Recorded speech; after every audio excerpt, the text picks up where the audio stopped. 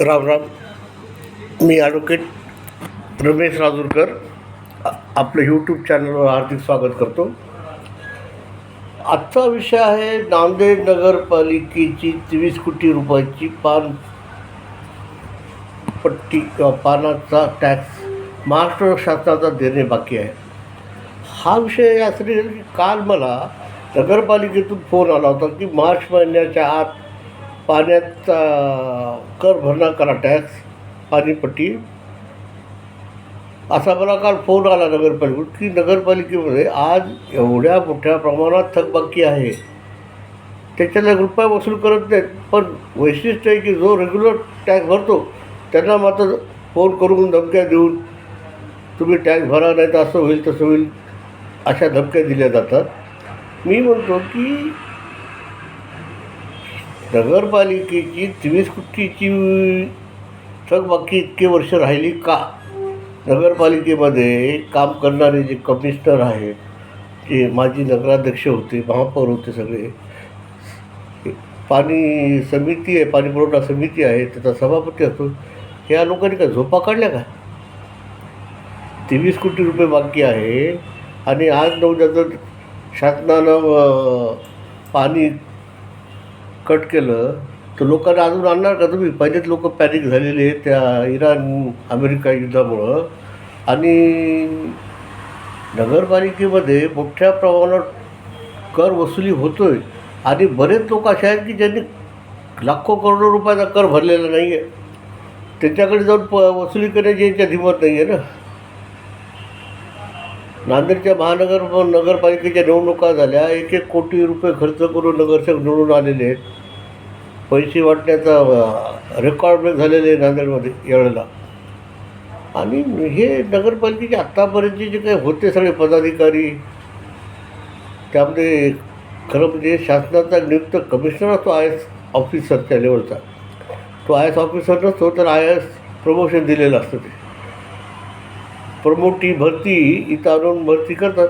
या लोकांची ड्युटी नाही का की नगरपालिकेची आर्थिक परिस्थितीमध्ये एवढ्या मोठ्या प्रमाणात कर शासनाचा बाकी आहे, त्याचा भरणा दर वर्षाच्या वर्षी करायला पाहिजे.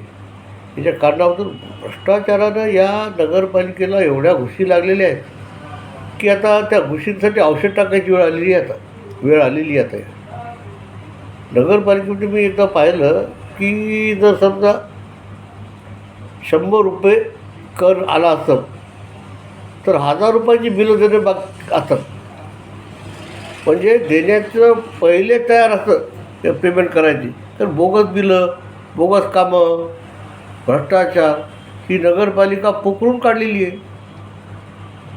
त्यांना सगळे आत्तापर्यंतच्या नगरपालिकेवरच्या सगळ्या पदाधिकाऱ्यांना जबाबदार धरायला पाहिजे. या बाबतीमध्ये हायकोर्टामध्ये ग्रीट पिटिशन दाखल करायला पाहिजे की जेणेकरून ह्या चाललेला कारभार काय आहे आणि याला हे लोक जबाबदार आहेत. जे पदाधिकारी होते, सभापती होते, महापौर होते, त्यांचे बोरके आहेत. तुम्ही 23 कोटी कर महाराष्ट्र शासनाचा थकीत आहे आणि महाराष्ट्र शासनाने का झोपा घेत आहे काय?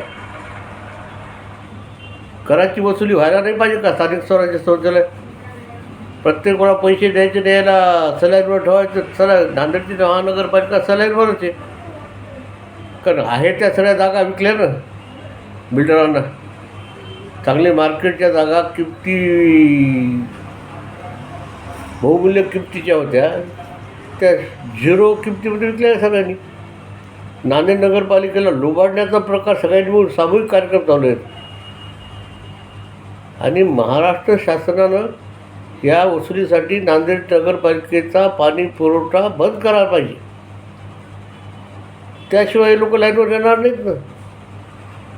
नाहीतरी या बाबतीत आता काही करण्याची वेळ आलेली आहे की याच्या भ्रष्टाचाराची मागच्या 25 वर्षाची चौकशी करून हा पाणी पुरवठ्याचा जो कर आहे 23 कोटी का राहिला, का थकीत झाली आणि आत्तापर्यंत उत्पन्न आलं आहे किती, याचा कुठंतरी हिशोब लावावा लागेल. आता